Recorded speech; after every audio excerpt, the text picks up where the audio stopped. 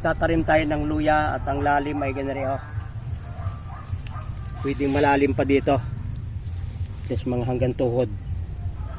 Lalagyan ninyo ng mga madaling mabulok.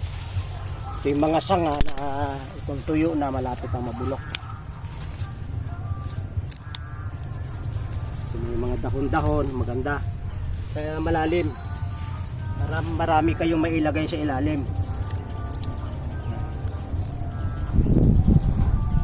Pagkatapos lalagyan nyo ng manure, kung karabaw mayan, chicken. Pagkatapos huwag kayong magtitipid, lalagyan nyo ng dayami.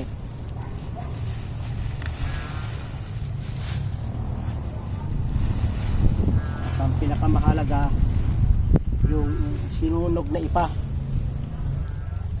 para hindi mapiste, para yung mga punggos niya ay hindi kapitan yung luya. Ito yung gamot na rin sa luya para hindi magkasakit. Kung isang sako sana ay maganda kasi mahirap maghakot.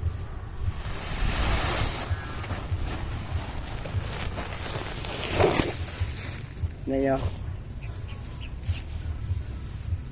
ito'y sinunog na ganyan.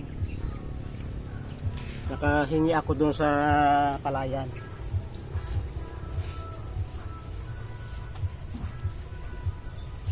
Pagkatapos ilalagay na ninyo yung luya.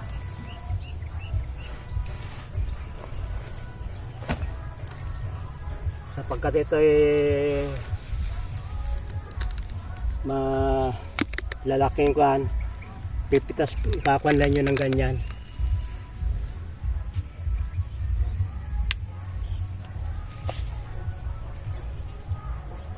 Pwede nyo kayong magsimula magtanim ng luya March o April, May, dahil yung hayaan muna nyo sa nasa lupa siya. Pag umulan ng Mayo at na inyong itinanim yan ng Abril, madali nang sumibol.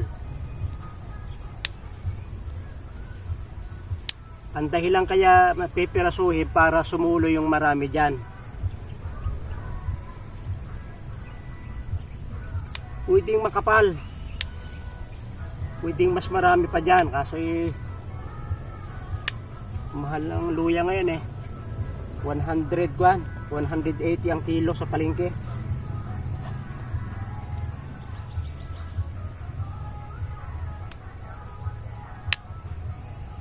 Yan. Maganda ng sibol niya kasi marami.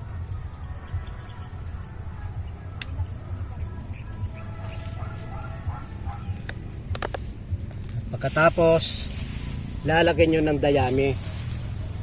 Itong dayami para lagi siyang basa-basa at madali itong mabulok, magiging pagkain niya.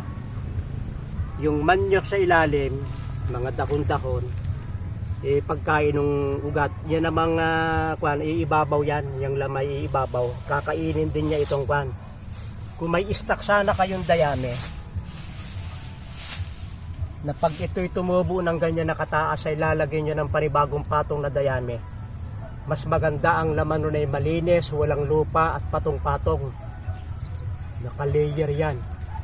Sapagkat mataba yung lupa, tapos ay walang mga punggos, lisin ang piste.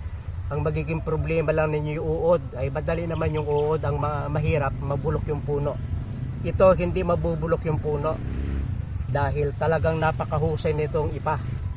Sinunog man na dayami o sinunog na ipa o sinunog na kahoy, sinunog na mga dahon, ay napakaganda. Kaya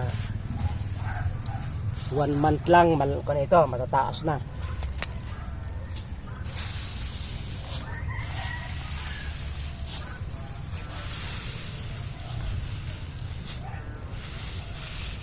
Kahit ating punuin yan, kukupis yan, bababa yan pag umulan.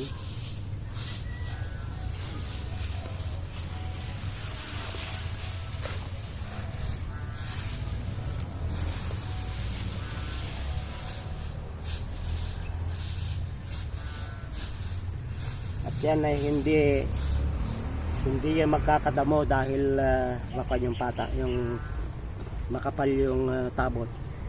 Yung asawa ko ay pagtatanimin ko rin yung mga yung aking mga anak, ayaw ko lang na nakikikain niya ng aking tanim. Ay obligado magtanim dahil para yan ay sila ay maging masaya din. Kaya si mami ay itatanim rin, naiwan na rin. Yan. Ganito ko itinatanim ang luya. Maraming salamat sa inyong pagsubaybay sa Natural Wellness si Pastor Vito.